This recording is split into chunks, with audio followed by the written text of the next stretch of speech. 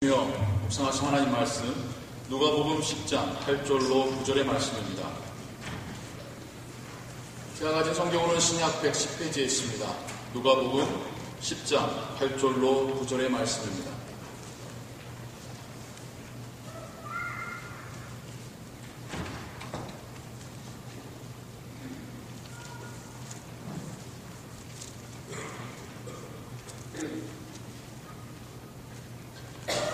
우리 모두가 한 목소리로 8절, 9절 함께 읽도록 하겠습니다. 어느 동네에 들어가든지 너희를 영접하거든 너희 앞에 차려놓는 것을 먹고 거기 있는 병자들을 고치고 또 말하기를 하나님의 나라가 너희에게 가까이 왔다 하라. 아멘. 우리 한 번 더 읽어보도록 할까요? 우리가 성경 읽게 되면 그냥 구어책 읽는 마음으로 읽게 될 때가 참 많습니다. 하나님이 무슨 말씀을 적어 놓으셨는지, 이 시간 하나님께서 어떤 말씀을 우리에게 주시길 원하시는지 사모하는 마음으로 한 번 더 8절, 9절 읽어보도록 하겠습니다. 어느 동네에 들어가든지 너희를 영접하거든 너희 앞에 차려놓는 것을 먹고 거기 있는 병자들을 고치고 또 말하기를 하나님의 나라가 너희에게 가까이 왔다 하라. 지금 우리 교회가 봄 부흥회 중이죠. 주일 11시 예배를 봄 부흥회의 마지막 집회로 하였습니다. 오늘 말씀 전해주실 강사 목사님은 LA에 있는 선한청지교회를 담임하고 있는 목사님이시고요. 이번 봄 부흥회 하나님의 나라와 공동체라는 주제를 가지고 우리가 말씀의 은혜를 함께 받고 있습니다. 이제 마지막 시간으로 목사님 나오셔서 말씀 증거해 주실 때에 우리가 박수로 환영하도록 하겠습니다.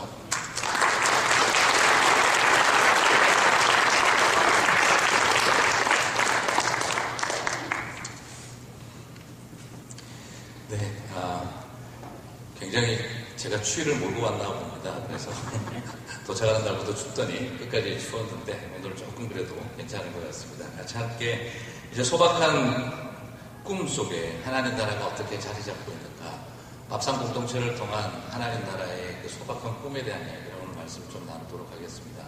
제가 또 우리 며칠 동안 함께 해주신 우리 성도님들께 감사합니다. 누가복음은 가라, 섬겨라, 치유하라 라는 이 세 가지 동사가 참 중요하게 구성이 되어져 있습니다. 가라, 섬겨라, 그 다음에 치유하라, 그리고 말하라 하는 것입니다.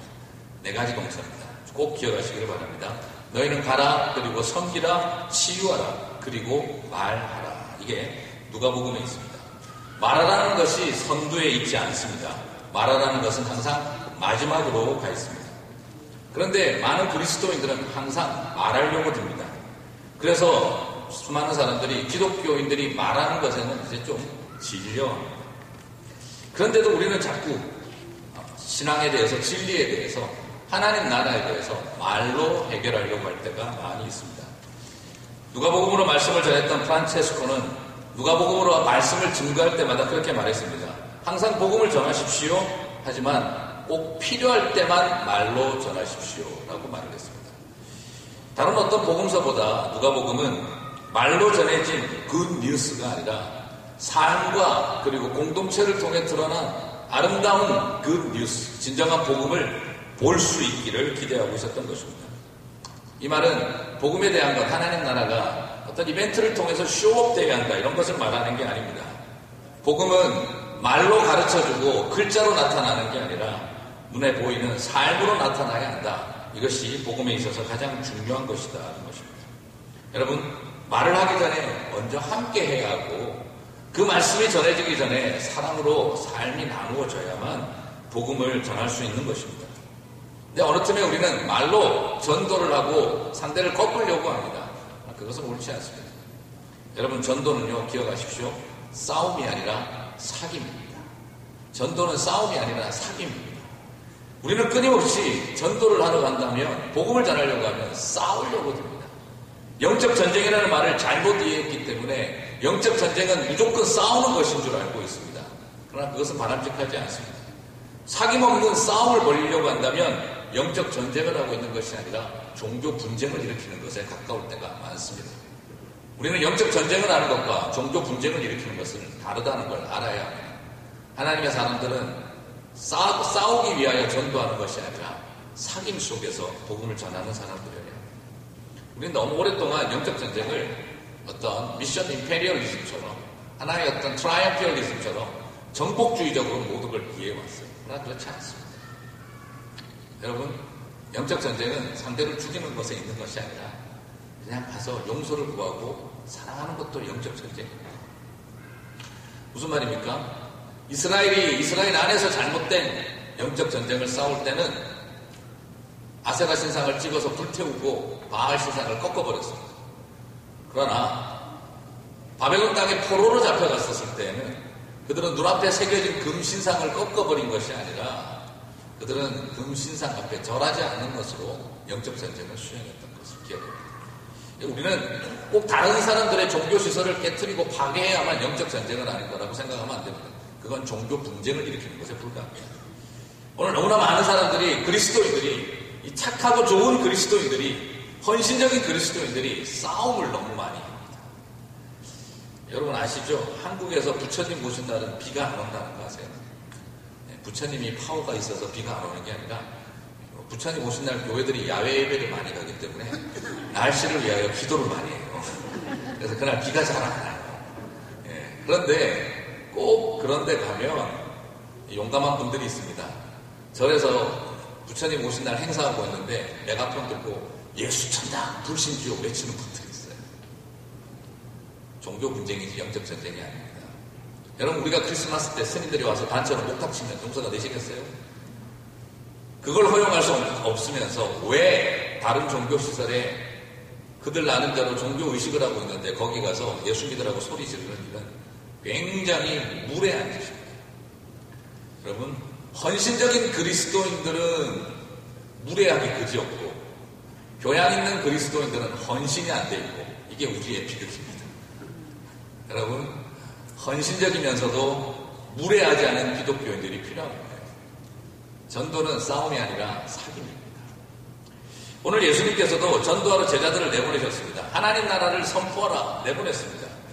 예수님도 전도하기 위해서 제자들을 내보냈는데 예수님이 오늘 제자들을 전도하러 내보내면서 첫 단계로 요구하고 있는 게 있습니다. 오늘 무엇이라고 말씀했습니까? 너희는 각 사람 집에 들어가서 밥상을 차려주거든 밥을 같이 먹으라. 이게 전도의 첫 단계입니다. 여러분 그렇지 않겠습니까? 예수님이 대접받는 일에 익숙하신 분이에요? 목회는 안 하고 먹회만 하셨습니까? 그런 거 아니죠. 그러나 먹는 게 그만큼 중요하다는 것입니다. 저도 톨리도 교회 집회하러 오면서 제일 먼저 한 일이 먹는 것부터 시작했습니다.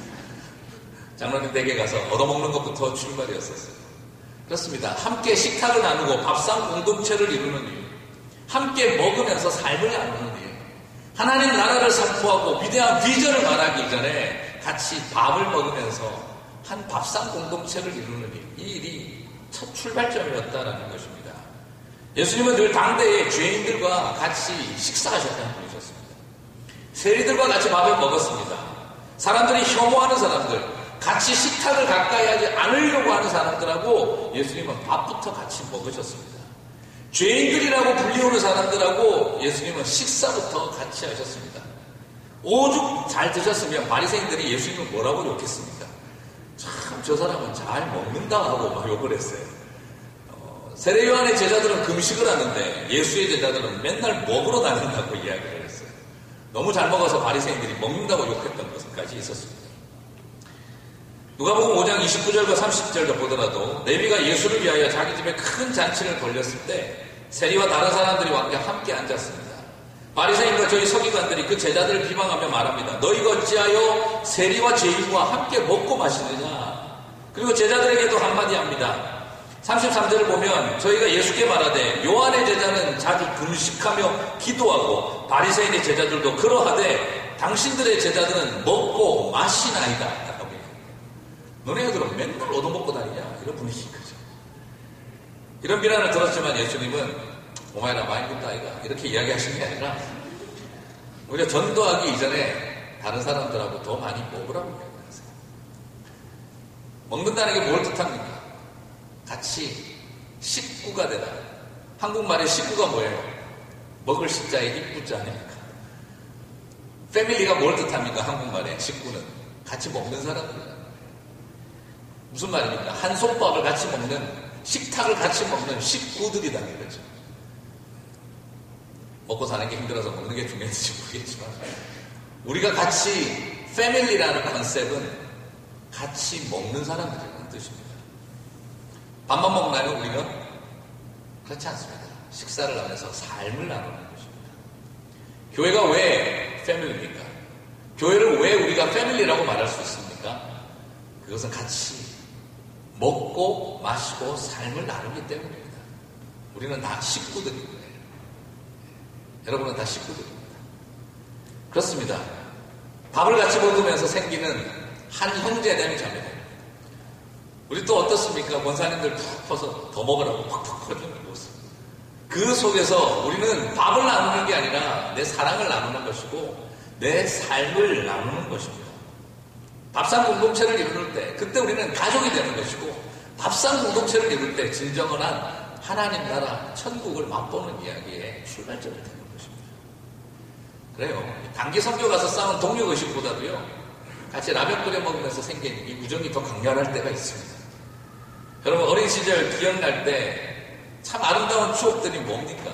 뭐가 우리로 하여금 기쁘게 만들죠? 고향이 왜 생각이 납니까? 거기에 뭐 좋은 놀이기구가 있었습니까? 고향이 왜 그립습니까? 거기에 무슨 엄청나게 좋은 전자제품이 있었습니까? 고향이 왜 그립습니까? 거기에 뭐 코스코가 있고 뭐 랄프가 있나요? 베스트바이가 있어서 고향이 그립습니까? 아닙니다. 너무 남성 중심으로 이야기했군요. 네. 마이클스가 있고 뭐 거기에 그런 것이 있어서 우리가 고향이 그리운 거 아닙니다. 고향이 그리운 이유는 같이 밥 먹었던 사람들, 같이 웃으면서 살았던 삶의 이야기이기 때문 아닙니까? 양푼에다가 열무김치 넣고 고소한 참기름 넣어서 고추장과 간된장 퍽퍽 슥슥 비벼가지고 같이 푹 퍼먹던 그 기억들이 있으니까 고향이 그리운 거 아닙니까? 하얀 김이 모락모락 올라오는 그 밥에 진짜 김치 묵은지 쭉쭉 찢어가지고 둘둘둘둘 말아서 내 입에 푹 넣어주시던 어머니의 손길이 그리워서 그래서 뜨거운 밥을 그냥 후후 불어가며 꿀꺽 삼키던 그 기억 때문에 고향과 어머니가 그리운 것 아니겠어요? 갑자기 배가 확 고파지는데 바로 그런 느낌과 그것이 우리가 있어서 그리운 거 아닙니까? 제가 처음 교회에서 전도사 사역 시작했었을 때도요, 사역을 위해서 물건을 샀는데 뭘 샀는지 아세요? 컴퓨터를 사거나 무슨 뭐 이런 걸 산 게 아니었어요. 중고등부 전도사 사역 제가 처음 시작하면서 제일 먼저 샀던 사역 도구는 냄비와 가스 버너였습니다. 그리고 라면 한 박스. 교회 내에서 취사금지라는 걸 알고 있었지만 또 그렇잖아요. 나쁜 짓 같이 해야 친해지잖아요. 그래서 교회 사무실에 몰래 숨어가지고 우리 고등부 아이들 불러 앉혀놓고 제가 라면 끓여가지고 같이 먹으면서 한동 시키죠. 교회 식당 가서 김치 빼와라. 이런 거 밝히면 안 되는데. 그러면 한 녀석이 가서 김치 빼가지고 와서 그거 쪼그리고 앉아가지고 같이 라면 끓여 먹으면서 김치 서로 먹여주고 그러면서 생겼던 그러다가 장모님한테 걸려가지고 대파 혼나고 전도사님 애들 데리고 이 해서는 안 될 일을 교회 사시면 어떻게 합니까? 막 혼나고 그냥 다음 주 당해까지 심할 써서 써내라고 그러고 막 그런 혼나면서 그러면서 애들이 저를 쳐다보면 불쌍히 여기던 그 표정 그러면서 쌓였던 끈끈한 정이 그죠? 뭐 단기 선교 가서 싸운 동력의식, 뭐 파트너십 이런 거 필요 없어도 거기서 생긴 어떤 끈끈한 정이 얼마나 우리를 사랑하게 만들었는지 기억하지 않습니까? 여러분 솔직히 옛날 그 시절에 여러분이 깎아머리 중고등학생 시절에 그때 전도사님들 설교 잘하셨나요? 솔직히? 그럼 어떠셨습니까? 제가 만난 전도사님도 설교 되게 못했어요. 설교하는 본인도 힘들고 듣는 우리도 애처롭고 땀을 뻘뻘 흘려가면서 뭔 소리인지 뭘까 열심히 전하고 있는데 애들 반은 졸고 전도사님 막 그냥 설교하면서 가슴이 아프고 미안해하고 막 힘들어하시던 그 표정. 그러다가 답답하시니까 나중에 갑자기 설교를 멈추시더라고요. 그리고 그 다음에 하신 말씀이 끝내줬습니다. 내가 설교를 잘못해서 생명의 말씀을 잘못 전하는 나 때문에 너네들이 반이나 졸고 내가 마음이 아프고 너무 슬프고 그러더니 그냥 우시는 거예요. 하여튼 너네들 그렇게 살면 안 돼! 이러면서 우시는 거예요. 그걸 보다가 전도사님 우는 거 보면 우리도 마음이 아파 같이 울고 그러면서 하나님 은혜 받았던 그런 추억들이 우리 학생 시절에 있었지 않습니까? 그렇습니다. 그 전도사님의 타고난 설교 때문에 인생이 바뀌었던 거 아닌 것 같아요. 그분이 얼마나 화려하고 멋지게 하나님 말씀을 잘 전했는지 그것 때문에 내 가슴에 감동이 일어났던 게 아니라 그냥 진실하게 당신의 삶 가운데 있었던 눈물을 나눠주고 같이 울고 웃었겠던 그 정이라는 게 무섭더라 이 말이죠. 같이 밥 먹으면서 생긴 형제와 자매 한 식구라는 마음, 전도사님이니 교역자니 뭐 이런 것이 아니라 그냥 우리 형님 같고 우리 삼촌 같고 우리 동생 같고 우리 친구 같았던 그 좋았던 내 식구라는 생각이 들면서 그분이 전하는 말씀에 내 가슴이 녹아내렸던 그런 경험들, 이게 결국에는 우리에게 생명이 들어오던 통로 아니었습니까? 우리 아버지 어머니가 뭐 얼마나 멋있어서 생명이 우리 가운데 들어왔습니까? 우리 아빠가 얼마나 세련되게 잘해서 내가 아빠를 존경하고 사랑했던 거 아니잖아요. 때로는 회초리를 들고 때려놓고 그 회초리에 안티플라민 발라줘가면서 눈물 흘리던 그 모습 때문에, 그리고 그 투악스러운 모습 때문에 우리가 사랑하며 살아왔던 거 아니냐 이 말이에요. 아름다운 교회가 된다는 것의 출발점이 뭡니까? 얼마나 화려하게 세상 사람들이 다 뒤집어질 만큼 멋지고 끝내주는 설교 전하고 앞에서 너무나 팬시하고 세련되게 사람들이 감동하는 게 아니라 그 속에 같이 밥 먹고 함께 형제 자매가 됐으니까, 식구가 됐으니까 거기에서 흘러나오는 메시지에 은혜 받고 삶을 나누는 거 아니냐 이 말이죠. 그렇습니다. 예수님은 바로 그 힘들고 어려운 시절 같이 밥부터 먹으라는 거예요. 전도하러 가서 하나님 나라 어쩌고 저쩌고 생명을 전하겠다는, 내가 너에게 생명의 말씀을 전하겠다는 이런 이야기 일단 놔두고 밥부터 같이 먹으라 이 말이에요. 식구부터 내라는 것이었습니다. 그렇습니다. 예수님은 어떤 분이셨습니까? 제자에게 배신당하는 밤에도요, 나를 배신할 가롯 유다를 눈앞에 쳐다보면서도 떡을 떼서 포도주에 찍어서 먹으라고 주셨어요. 그리고 나를 배신할 그 제자의 발을 씻겨주시던 분이셨습니다. 마지막까지 먹이시던 분, 다 배신하고 다 도망갈 제자들, 나를 쳐다보면서 3번 부인할 베드로를 쳐다보면서 그래도 먹으라고 떡과 잔을 주셨던 분이 우리 주님이셨습니다. 부활하셔서 쳐다보고 싶지도 않을 그런 3번이나 부인하고 저주까지 했던 베드로인데, 예수님은 새벽부터 오셔서 갈릴리 바닷가에 앉으셔가지고 떡과 물고기를 구워서 밤새도록 고생하다 돌아온 제자들 먹이는 일부터 하시던 분이었다 이 말입니다. 그렇습니다. 우리 주님은 돌아가시기 전날까지도 먹이셨고, 부활하시고서 제자들을 처음 만났을 그때도 밤새도록 떨다온 제자들을 밥 먹이는 일부터 하시던 분이었다는 것입니다. 저는 이런 주님이 좋습니다. 우리 주님은 어떤 분이신가? 이 세상 바꿔보겠다고 폼 잡는 그런 하나님이 아니라 그저 인생살이 서글프고 힘든 당신의 백성들 찾아오셔서 먹어라 하시는 분이에요. 저와 여러분이 우리 주님과 더불어 식사 못 해보셨다면 그게 슬픈 겁니다. 하나님을 위대한 무슨 비저너리로 보지 마십시오. 하나님을 무슨 위대한 프로젝트 매니저로 이해하지 마세요. 하나님은 우리 앞에 와서 앞치마 들고 팔 걷어 붙이고 밥부터 먹이시는 분이신 줄 믿습니다. 여러분, 저는 그렇습니다. 여러분이 주님과 더불어 그런 식사를 하시지 않았다면, 가장 배고플 때 눈물 젖은 빵을 먹어보지 못했다면, 주님과 더불어 주님이 차려주시는 뱅켓 테이블에 앉아보지 못했다고 한다면, 그거 우리 예수 믿어봐야 헛믿은 거예요. 나를 먹여주시는 하나님, 배고프고 눈물 나고 서글프고 힘든 나를 먹여주시는 주님을 만나지 못한다면 뭐 하겠습니까? 뭐 거창한 거 안 먹어도 돼요. 지중해산 캐비어에 최고급 와인 로마네 꼼띠로 안 주셔도 괜찮아요. 뭔지 아시는 분은 술을 좋아하시는 분인데, 그런 거 안 먹어도 괜찮다 이 말이에요. 그냥 냉동실에 얼려둔 찰떡 구워서 조청 발라서 주신다고 해도 상관없어요. 그냥 우리에게 그냥 우유 부어서 그냥 주신다고 해도 상관없다 이 말이에요. 나를 향해 준비해 주신 주님의 그 손길 앞에 서보지 못했다면 복음의 능력이 나타나는 이야기를 우리는 모른다는 겁니다. 저는 참 체로키 부족의 자치구 대통령으로 뽑힌 그분의 참 좋아요. 이름도 재밌어요. 긴 옥수수 수육이에요. 네.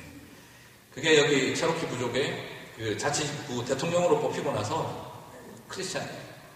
근데 그 사람이 대통령 수락연설, 그 지역 자치구 프레지던트 이제 그 수락연설을 하는데 기가 막히게 한마디 하더라고요.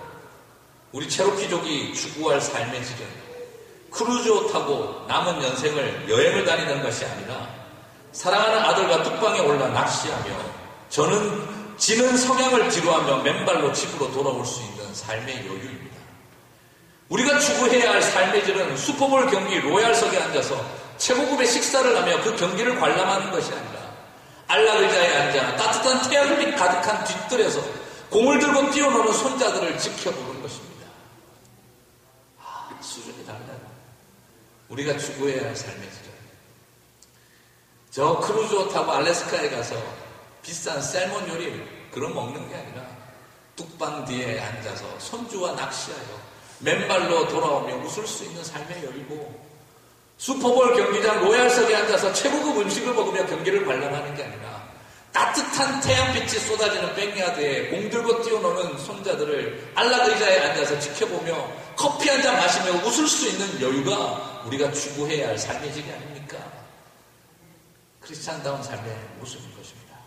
우리 이 땅 가운데 뭘 추구하고 살고 있습니까? 우리는 여기에서 함께 그렇게 식사를 하며 아름답게 삶을 나누는 그런 형제와 자매가 되는 삶, 그게 바로 복음의 능력의 첫 출발점입니다. 예수를 믿게 하려고 사생결단한 투사가 되지 마십시오 바랍니다. 영혼의 상임을 통하여 막상 공동체를 이름으로 시작하는 것이 복음의 능력의 출발점인 줄 믿습니다. 함께하고 싶은 소박한 꿈, 복음의 능력은 그것으로부터 출발합니다. 위대한 하나님 나라를 내가 이곳에서 건설하겠다는 어떤 거창한 비전을 캐스팅하는 것이 아니라 그냥 여기에서 형제 자매의 식구가 되고 싶다는 그 소박한 꿈을 갖는 것, 그것이 바로 우리 하나님 우리에게 주시는 축복이라고 저는 믿습니다. 우리 안에서 복음의 능력이 그렇게 시작되시기를 주님의 이름으로 축복합니다. 그렇습니다. 세상 바꾸겠다고 하는 큰 꿈, 중요한 이야기지만 그러나 세상 바꾸겠다는 큰 꿈을 말하기 전에 우리는 아름답고 소박한 꿈 속에 주님의 꿈을 키워가는 법을 배웠으면 참 좋겠습니다. 그렇습니다. 제가 저희 교회 담임 목회 가면서 하나님 저에게 주신 마음이 있습니다. 그게 뭐였냐 그러면 계속 부목사 생활할 때 제가 큰 교회에 있었거든요. 다 메가철치에 다녔었어요. 그러다 보니까 그냥 저도 모르게 큰 교회에 대한 그런 생각들이 있는 거예요. 그래서 LA 동쪽에 약간 컨트리 사이드예요. 거기 신호 쪽이라 가면은 소똥 냄새, 말똥 냄새가 많이 나요. 바로 그 앞에 있는 교회예요. 그래서 제가 마음에 여러 생각들이 좀 들더라고요. 항상 내가 잘 나갔는데 나름대로. 어쩌면 이제 하나님께서 나를 작은 모교를 보내시는데 그때 제가 기도했어요. 하나님. 근데 저도 모르게 어떤 생각이 인간적으로 자꾸 생기냐거든요. 큰 교회 만들고 싶은 생각이 드는 거예요. 그래서 제가 하나님 앞에 이렇게 기도했다니까요. 부끄럽게도 하나님, 제가 이 교회 맡아서 큰 강에 엄청나게 큰 유람선 띄우고 백고동 쩌렁쩌렁 울리는 멋진 목회 한번 하게 해주십시오. 그렇게 기도를 했어요. 근데 하나님께서 기도하는 가운데 뭘 보여주셨는지 아세요? 흘러가는 시냇물에 종이배 보여주시더라고요. 되게 섭섭하더라고요.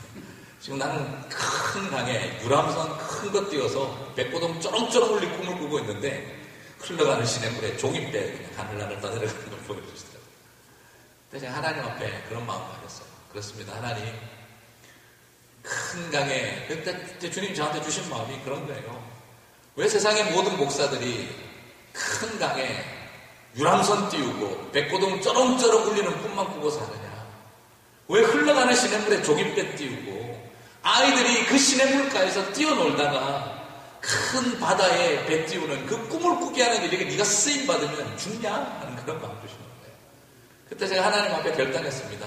하나님, 국민 목사 안 해도 좋습니다. 국민 목사 안 해도 좋고 동네 목사 하겠습니다. 제가 그걸 하나님 앞에 결단했어요. 국민 목사 되지 않아도 좋습니다. 동네 목사로 살겠습니다.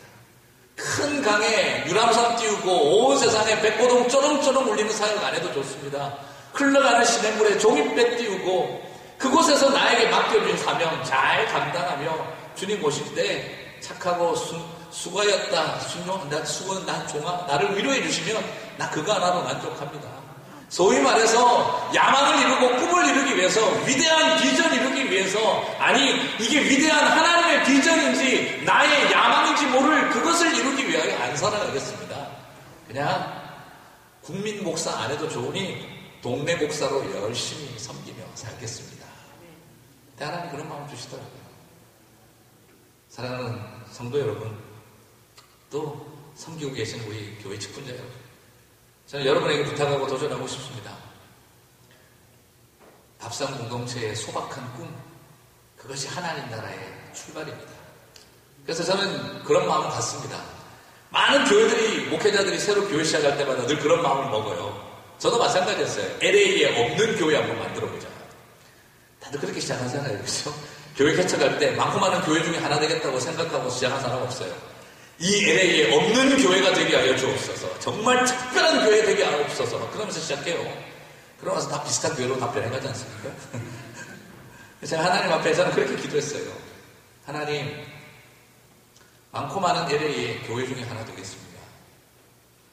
유난히 뭐 잘하겠다고 생각하지 않겠습니다. 그냥 천국 한 모퉁이 내 몫이라도 잘 감당하고 가겠습니다. 하나님 나라의 블록 하나 역할 잘 감당하고 가겠습니다. 조그만한 벽돌 역할 하나만 잘 감당하고 가겠습니다. 그거면 충분합니다. 사랑하는 성도 여러분, 요즘 뭐 한국 교회를 찾아보십시오.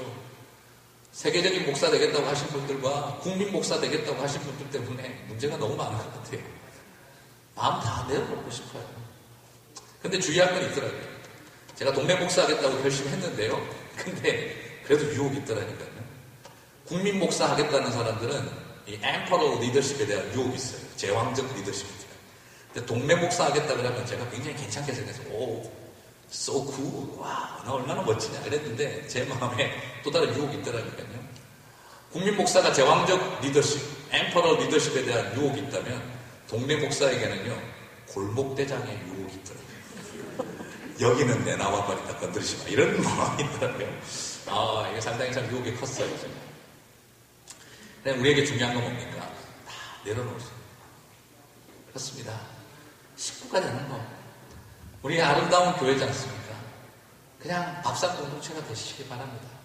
때로는 싸우고 치고받고 갈등할 수도 있지만 그러나 사랑이 가득하고 밥 퍼주는 교회, 밥 먹여주는 교회, 그냥 어이구 내 새끼하고 끌어안아주는 교회, 그런 존경과 사랑이 있고 자식들을 위해서 부모들이 희생할 수 있는 그런 교회, 이게 바로 하나님 나라의 출발점입니다. 자, 그리고 그 다음에 말씀하십니다. 같이 먹고 나서 뭐 하라고요? 9절에 보니까 거기 있는 병자들이 없는지 물어보고 그 치유되기를 위해서 기도하라는 거예요. 그렇습니다. 밥상 공동체가 되고 나면 그 다음 할 일이 무엇입니까? 그 가족들 중에 아픈 사람이 없는지 물어보고 그들이 나을 수 있도록 최고를 다하라는 거예요. 이게 무슨 말입니까? 밥상 공동체가 되고 난 그 다음에 해야 할 일이 뭐냐? 치유 공동체가 되라는 거예요. 서로를 향해서 치유해주고 서로를 향해서 그 상처를 싸매어주는 공동체가 되어야 한다는 것입니다. 여러분, 교회 안에 와 있어 보면은요, 사람들 안에 상처가 굉장히 많습니다. 옆에 쳐다보고 있으면 저 장로님은 걱정도 없는 사람 같아. 저 권사님은 좋은 자식들 있고 좋은 부모 만나서 참 좋으신 분인 것 같아. 아유, 저 형제는 봐라. 젊어서 무슨 고민이 있겠어. 저렇게 잘생겼는데 저 장면을 봐라. 저렇게 예쁘고 얼굴이 표정 좋은데 뭔 근심이 있겠어. 좋을 때다. 이런 생각만 들죠. 그러나 우리 서로 다 알고 있지 않습니까? 가슴 속에 남들에게 말 못할 찢어진 아픔과 상처들을 가지고 있는 사람들이 많다는 거예요. 여러분, 먼저 여러분 안에 밥상 공동체가 되셔야 되겠지만 그 다음에 오히려 상처를 치유해주는 공동체가 되어야 합니다. 상처가 있으면은요, 사람들이 공격적으로 변해요. 다친 늑대가 더 날카로워지고요, 상처받은 호랑이가 더 덤벼요. 사람들이 성질 부리고 자꾸 공격적으로 나오면 그렇게 생각하세요. 성깔 되게 못됐다. 그렇게 여기지 마시고 상처 무지 받았구나 하고 여기시라는 거예요. 상처 입은 사자, 상처 입은 호랑이 더 지독하게 덤벼요. 배부르고 치유받은 사자는 가만히 쉬어요. 그렇습니다. 배고프고 굶주리고 다친 사람일수록 더 공격적으로 나타납니다.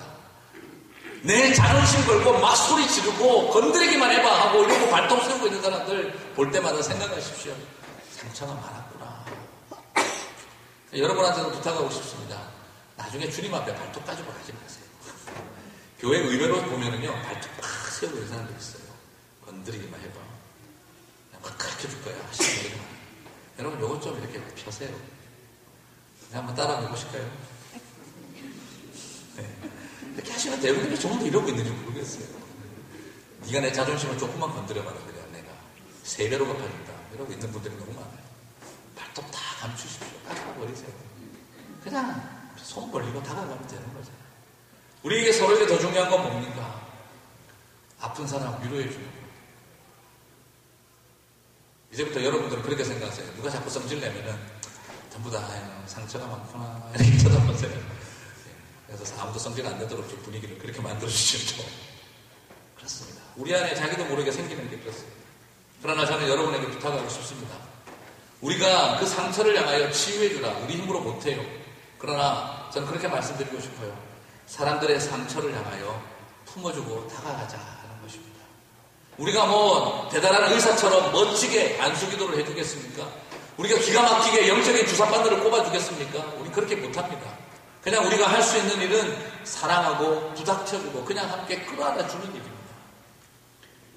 울지마 톰즈라고 하는 그 이태석 신부님의 이야기가 다큐멘터리 영화도 나오고 책도 나왔죠. 그 신부님이 돌아가신 지 1년이 지났습니다. 의대를 졸업하고 의사의 길을 포기하고 그는 신부가 되어서 한국인 최초의 아프리카 선교사로 신부가 되어서 그곳에 가서 병원을 세우고 학교를 세웠어요. 밴드까지 만들었습니다. 음악을 가르치기 위해서. 그러나 그렇게 열심히 일하던 젊은 이태석 신부는 말기 암 환자로 진단을 받고 결국 하나님 부르심을 받았습니다. 그리고 나서 그가 한국에서 암에 걸려서 죽었다는 이야기를 듣고 그 땅에 남아있는 아프리카 사람들이 눈물을 흘리며 그를 기억하는 모습을 보면서 저는 여러 생각을 할 수가 있었습니다. 사실 뭘 줬겠습니까? 그가 세운 그 병원이 사람들의 병을 치료해 줬겠습니까? 아닙니다. 그가 세운 병원은 아무도 찾아주지 않는 그곳에 세워진 병원은 그들의 육신을 치료한 게 아니라 마음을 치료했던 것이죠. 누군가 우리와 함께하고 있다는 것이었습니다. 이태석 신부도 그렇게 말했습니다. 사실 계획한 것들이 무척 많았습니다. 하지만 이들과 함께하면서 느낀 건요. 진정 이들이 원하는 건 자신들과 함께 있어 주기를 원한다는 것이었습니다.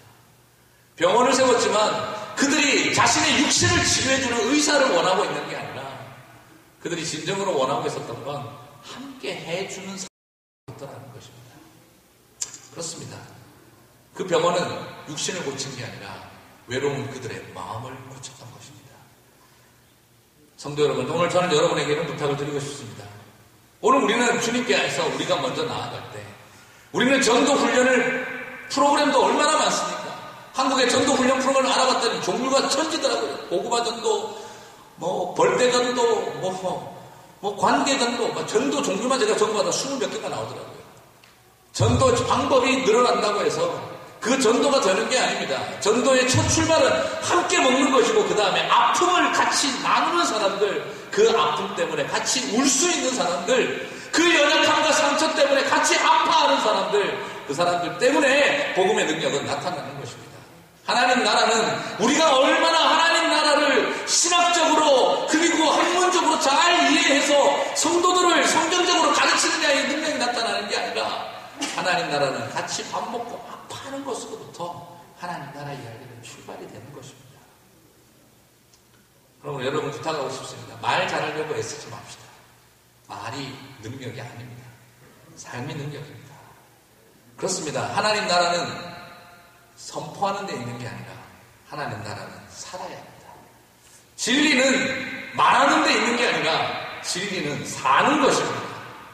여러분, 말씀은 듣는 데 목적이 있는 게 아니라 말씀은 사는 데 목적이 있는 것입니다. 하나님 나라를 말하기 전에 하나님 나라를 경험하시게 되기를 바랍니다. 하나님 나라를 경험하는 것은 같이 형제 자매가 되는 것이고 아픔을 나누는 것으로부터 출발합니다. 그 다음 하나님은, 예수님은 우리들에게 말씀하신 것입니다. 말씀을 선포하고 하나님 나라에 가까웠음을, 임박함을 선포하라는 것입니다. 그렇습니다. 오늘 말씀은 그 다음에 말합니다. 너희는 가서 그들과 밥상을 먹고 그들의 아픈 자가 없는지 치유를 위하여 기도하고 그리고 하나님 나라가 가까웠음을 선포하라. 저와 여러분 안에 이 세 가지 순서가 있었으면 좋겠습니다. 우리는 하나님 나라를 선포하는 일이 너무나 중요하기 때문에 앞에 두 개는 다 스킵해버렸습니다.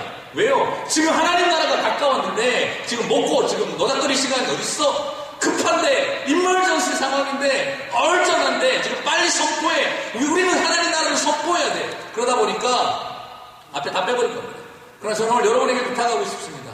하나님 나라가 아무리 급하고 하나님 나라의 비전이 아무리 위대하다 할지라도 우린 같이 먼저 먹고 같이 먼저 아파하고 그 다음 우리가 하나님 나라 이야기를 말하는 것입니다.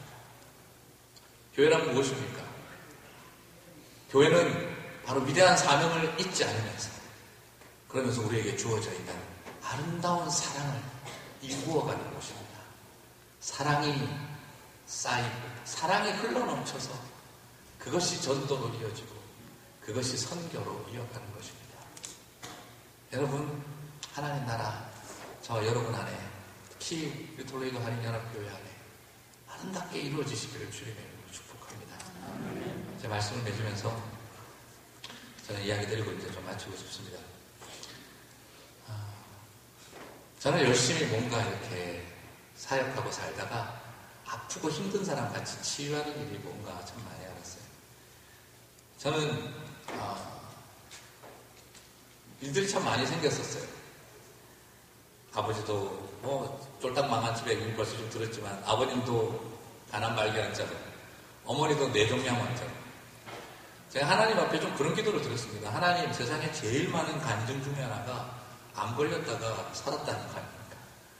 근데 우리 아버지, 어머니 두 분 다 암으로 돌아가시면 안 됩니다. 제가 얼마나 기도했는지 모르겠어요. 근데 하나님 제 기도를 노후로 묻어버렸어요. 제 마음에 너무너무 고통스러웠어요. 그리고 제가 여동생하고 가족들을 위해서 제가 참 많이 기도를 하거든요. 제가 상처가 참 많아요. 제 여동생은 제가 가장 믿었고 존경했던 선배, 전도사가 제 여동생을 이렇게 성추행을 했어요.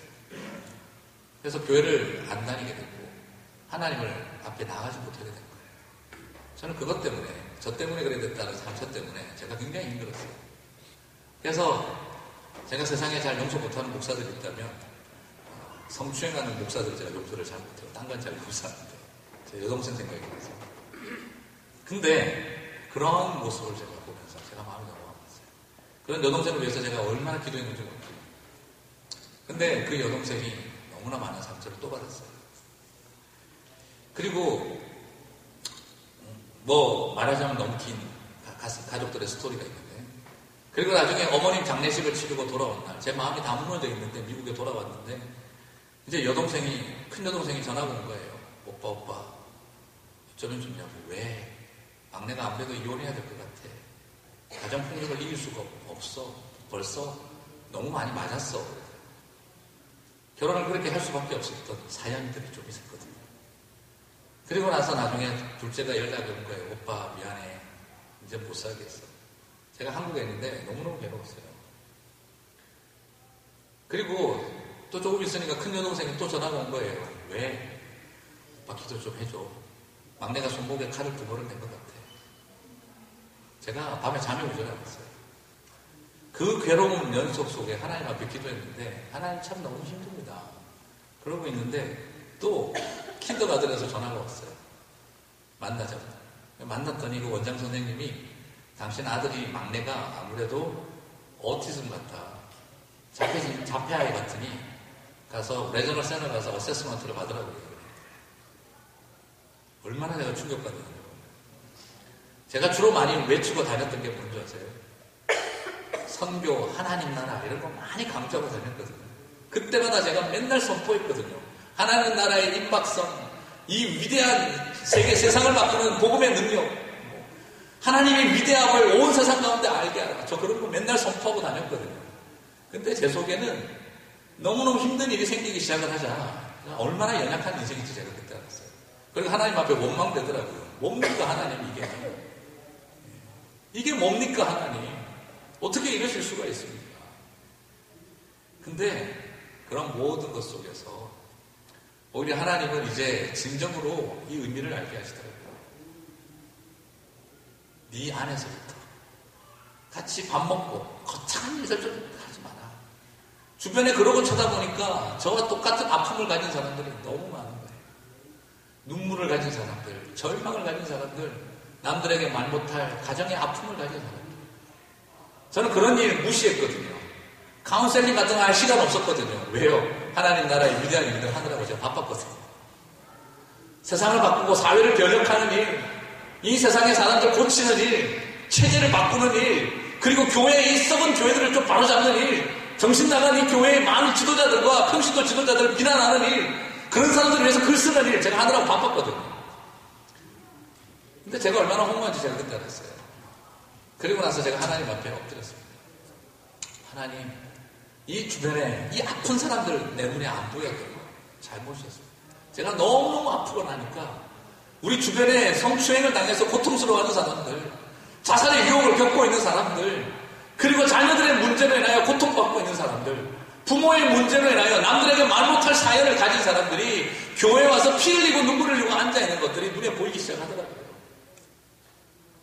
그리고 성도들이 저에게 와서 우리 엄마만 알고 목사님 아는 이야기입니다. 이제 목사님이 두 번째로 아는 내 인생의 이야기입니다. 하고 말하기 시작하시는 거예요. 저는 그들의 이야기를 들으면서 많이 울었습니다. 위대한 일 하느라고 바빠서 사람 챙길 여유가 없었거든요. 그때 제가 깨달았습니다. 세상을 바꿀 꿈을 꾸는 사람은 한 사람 만나는 일이 시간 낭비입니다.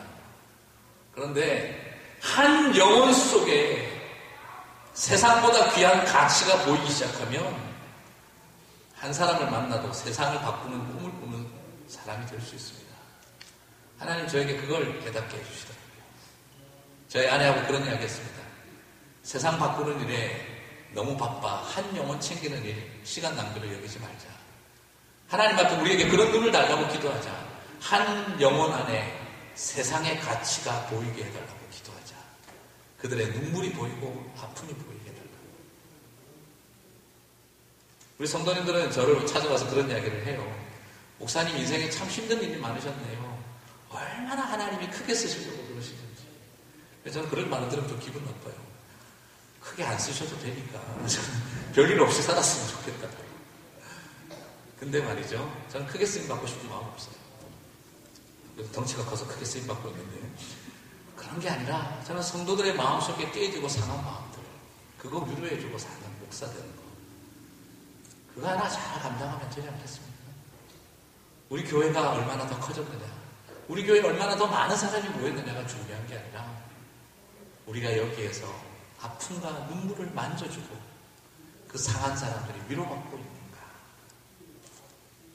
그리고 그 속에서 회복이 임하는데 얼마나 기쁜지 모릅니다.